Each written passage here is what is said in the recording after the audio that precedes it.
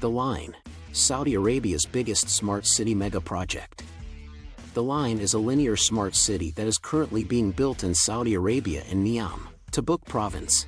It is planned to have no automobiles, streets, or carbon emissions and will be organized linearly. The city stretches 170 kilometers, 110 miles, in length and is a component of the Saudi Vision 2030 project. Saudi Arabia believes that the project will generate approximately 460,000 new employment and contribute an estimated $48 billion to the GDP of the country. It is anticipated that the line will be the initial construction of a $500 billion project in Niam. The blueprints for the metropolis account for a population of 9 million residents. By October 2022, excavation work had gotten underway along the entirety of the length of the project. The proposal has been met with opposition due to concerns regarding the effects it will have on the local community and the environment, in addition to questions regarding the project's feasibility to be carried out on a technological and financial scale. Proposal.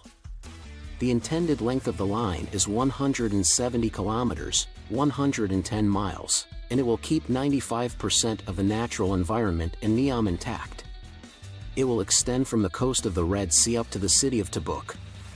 It is anticipated that it would have a population of 9 million people, which will translate to an average population density of 260,000 people per square kilometer. In comparison, Manila, which in the year 2020 was the city with the highest population density, had a density of 44,000 people per km2. The line will have a total width of 200 meters, 660 feet, and a total height of 500 meters, 640 feet, and its plan will consist of 2 mirrored structures with an outdoor space in between them, 600 feet. The city will be completely run on energy derived from renewable sources. 4. It will have 3 layers. The first will be on the surface for pedestrians. The second will be underground for infrastructure, and the third will be underground for transportation. The population will be compensated for giving data to the line, which will be monitored by artificial intelligence, which will also utilize predictive and statistical models to uncover ways to improve day-to-day life for the city's residents. The construction price is projected to be between $100 and $200 billion, 400 and 700 billion Saudi riyals, with some sources placing it as high as $1 trillion. The Saudi government asserts that it will stimulate economic diversification, leading to the creation of 460,000 employment, and add 180 billion SAR, about $48 billion, to the country's gross domestic product by the year 2030. History. Crown Prince Mohammed bin Salman of Saudi Arabia announced the line on January 10, 2021, at a presentation that was shown on Saudi Arabia's state-run television network. Earth-moving operations started in October 2021, and it was anticipated that the first occupants would move in during the year 2024.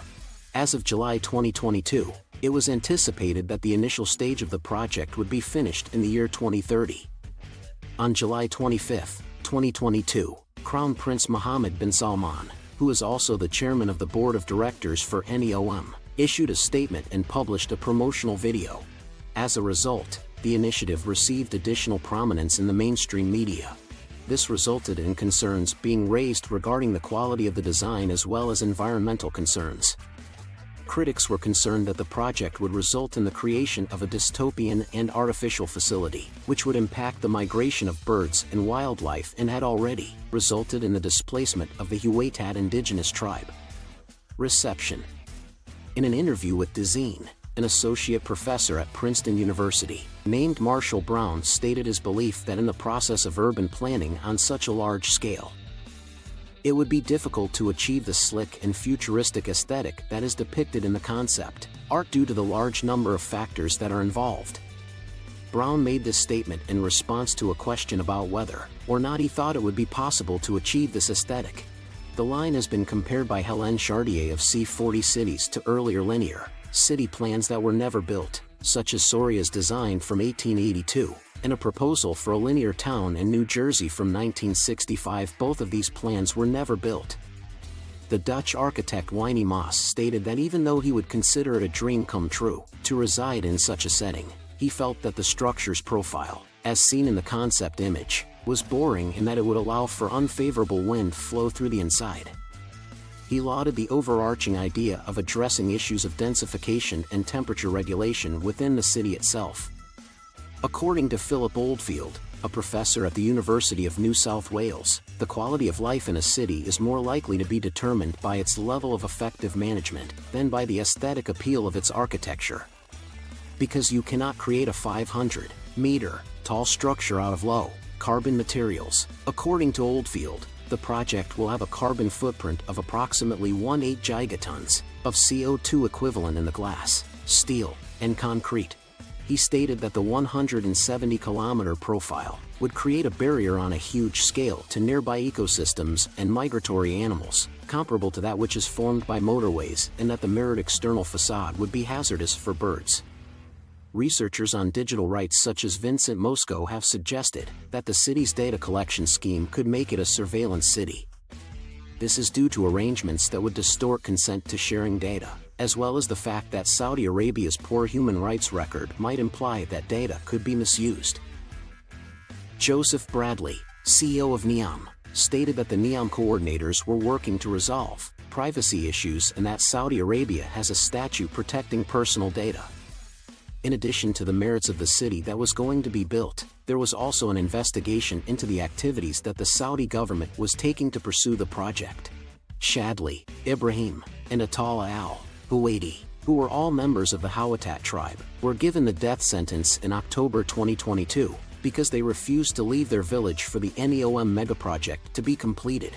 Shadli al-Huwaidi was the brother of Abdul Rahim al-Huwaidi, who was killed by security forces in April 2020 in his home in Al-Kariba, in the portion of Tabuk province earmarked for NEOM, after he posted videos on social media opposing the displacement of residents to make way for the project. Shadli al-Huwaidi was shot dead by security forces in April 2020. Abdul Rahim al-Huwaidi was the brother of Shadl. The line is a civilizational revolution that puts humanity first, giving an unmatched experience of urban living while maintaining the natural environment. It completely reimagines the idea of urban growth as well as the form that the cities of the future should take. There will be no roads, automobiles, or pollution, and the entire city will be powered by renewable energy sources. In addition, 95% of the land would be maintained for natural areas.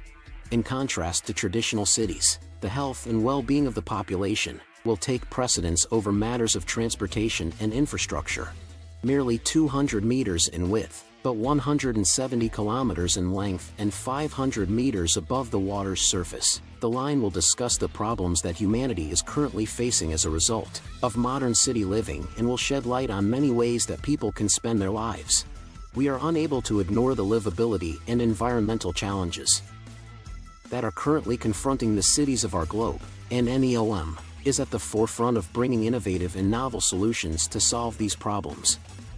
To make the concept of building upwards a reality, NEOM is leading a team that is comprised of the most brilliant brains in architecture, engineering, and construction. We appreciate your viewing, and we hope you enjoyed the video. How was the video? Did you enjoy it? Post your feedback in our comment section below, and subscribe to our YouTube channel for more updates.